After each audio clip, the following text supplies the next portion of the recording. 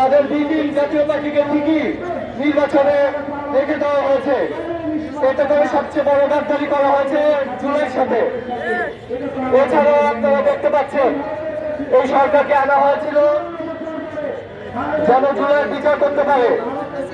আগের যে সেটআপ ছিল সরকারের এক্সিকিউটিভে, তাদেরকে এমন করে নতুন সেটআপ নিয়ে আসতে পারে যেন দেশের পক্ষে কথা বলে।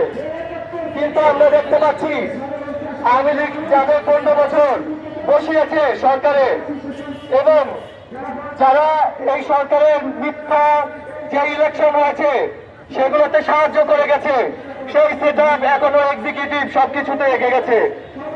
এর কারণে আমরা দেখতে পাচ্ছি এই সরকারের আইন শৃঙ্খলা পরিস্থিতি কতটা অবনতি হয়েছে যে আমাদের হাদি ভাইয়ের মতো মানুষকে মরতে হয়েছে আমাদের চোখের সামনে। এটা ছিল আরেকটা গাদ্দারি। এছাড়াও আপনারা দেখলেন আমাদের জুলাইয়ের মধ্যে জুলাই সরকার যে অ্যাটর্নি জেনারেল বড় ভাইকে আইনজীবী হিসেবে রাখা হলো, সে একটি কথা বলল যে আমি আওয়ামী লীগকে নিষিদ্ধ করতে দেইনি। এটা আমাদের জুলাই যোদ্ধা যারা ছিল তাদের জন্য সবচেয়ে দুঃখজনক একটি ব্যাপার।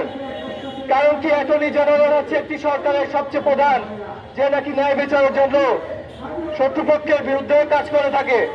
কিন্তু আমরা দেখলাম অ্যাটর্নি জেনারেল যেখানে তার দরকার ছিল আওয়ামী লীগকে নিষিদ্ধের জন্য লড়াই করে যাওয়া, সেখানে বরং সে লড়াই করলো না, বরং তাকে আওয়ামী লীগকে নিষিদ্ধ করতে বাধা দিল। এর মানে শিয়ালের কাছে মুরগি বর্গা দেওয়া হয়েছে। ওটাও ছিল জুলাইয়ের সাথে আরেকটা গাদ্দারি। পরিশেষে বলতে চাই, আমরা আমাদের এই মঞ্চের থেকে 3টা দাবি করতে চাচ্ছি। একটি হচ্ছে জাতীয় পার্টি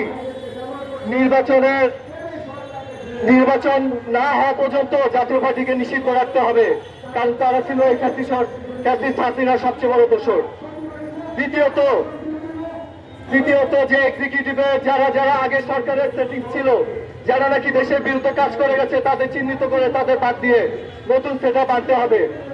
আর ফাইনালি বলতে চাচ্ছি, আমাদের ওসমান হাদি ভাইয়ের বিচার আমরা খুব দ্রুত দেখতে চাচ্ছি। এই আশা ব্যক্ত করে আমার বক্তব্য শেষ করছি। ধন্যবাদ।